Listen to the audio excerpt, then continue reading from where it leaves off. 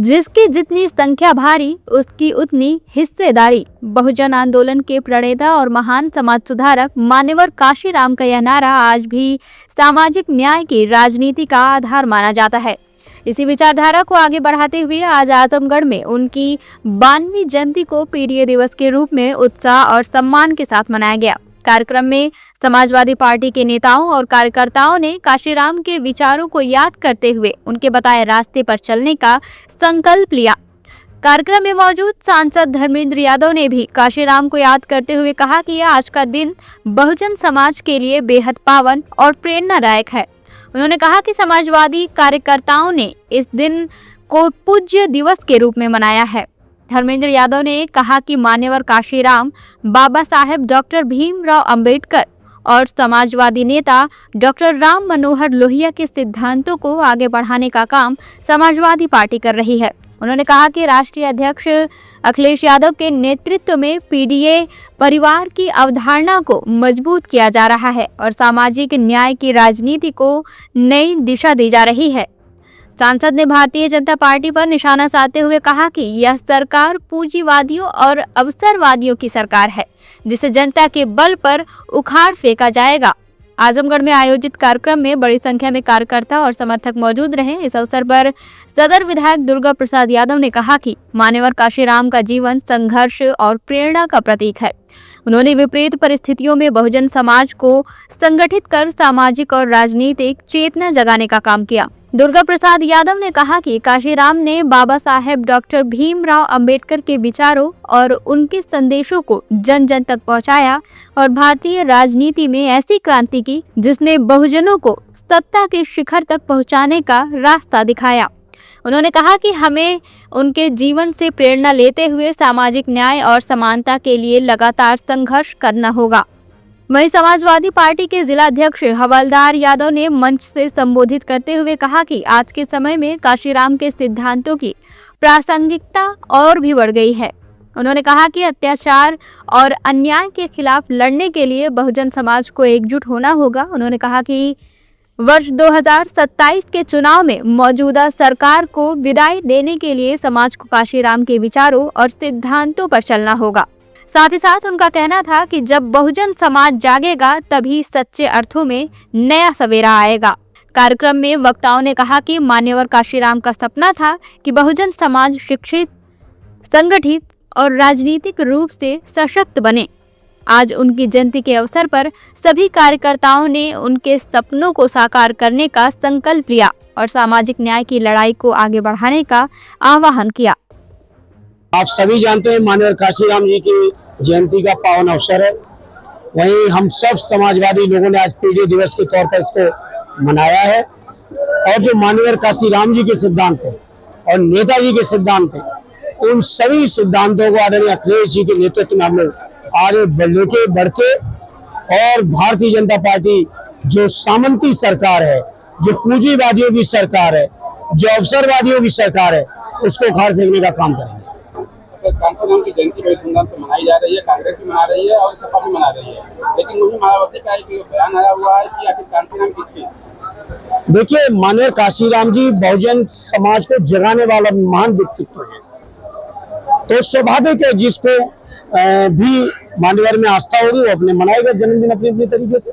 ये तो बता रहे हैं कि ये छलावा है और चुनावी स्टैंड है। ये नहीं, कोई छलावा नहीं। मान्यवर के सपनों को पूरा करने का संकल्प लेके माननीय अखिलेश यादव जी पीडीए परिवार बना के राजनीति कर रहे हैं, तो सर्वविदित है।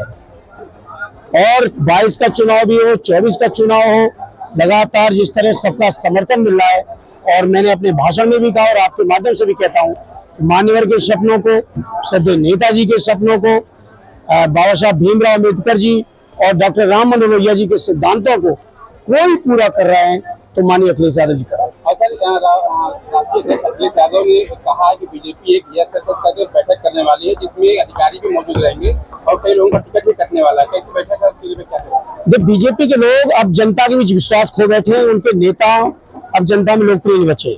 बीजेपी केवल एजेंसियों के दम पे चुनाव लड़ना चाहती है, चाहे वो पहले सुनते थे हम लोग एजेंसियों के नाम पे ईडी, सीबीआई, इनकम टैक्स, अब सुनने लगे हैं चुनाव आयोग भी है, प्रांतों की सरकारों की पुलिस भी है, अधिकारी भी है, डीएम भी है, सीओ भी है, कलेक्टर भी है। तो अब ये एजेंसियों के थ्रू चुनाव लड़ना चाह रहे हैं, लेकिन जनता जब अपने पे आती है तो किसी की दुकान नहीं चलती। सर ओपी राजभर ने कहा है कि सिलेंडर में जो पकड़ा गया कालाबाजारी सपा के लोग करे गए। ओपी राजभर जी केवल चर्चाओं में आने के लिए उटपटांग बयानबाजी करते हैं। अब उनके बारे में हम क्या कहें, मऊ वालों ने सब कुछ बता दिया, अब इससे ज्यादा बार बार हमसे कहलवाओ। देखिए बीजेपी वालों को ये फोटो तस्वीरें और लाइनें दिखाओ, वो यहाँ से लेके जिलों से लेके संसद तक झूठ बोल रहे हैं कि कोई भी दिक्कत नहीं है, वो हर जगह झूठ बोलते हुए दिख रहे हैं। एग्जाम में एक प्रश्न आया था जिसमें ये कहा गया था कि अवसर को लेकर सब लिखे, उसमें पंडित का एक ऑप्शन दिया गया था, उसमें अवसरवादी और तमाम तरह के ऑप्शन दिए, उसमें पंडित का भी ऑप्शन था, तो उस पर क्या कहना चाहिए? अब ये तो मैं समझता हूँ उत्तर प्रदेश के ब्राह्मण समाज को ये सोचना चाहिए कि उत्तर प्रदेश के मुख्यमंत्री योगी आदित्यनाथ कहां तक अपमानित करेंगे, ये उनके विचार का विषय है। आप जानते हैं बिना अधिकारियों के अप्रूवल के तो पेपर नहीं बन सकता, और अधिकारियों के अप्रूवल से जब पेपर बना होगा तो वो मुख्यमंत्री की मंशा के अनुरूप पेपर बनता है। तो उत्तर प्रदेश के मुख्यमंत्री कहां तक ब्राह्मण समाज को अपमानित करना चाहते हैं, ये उत्तर प्रदेश के ब्राह्मण समाज के लोग विचार करें।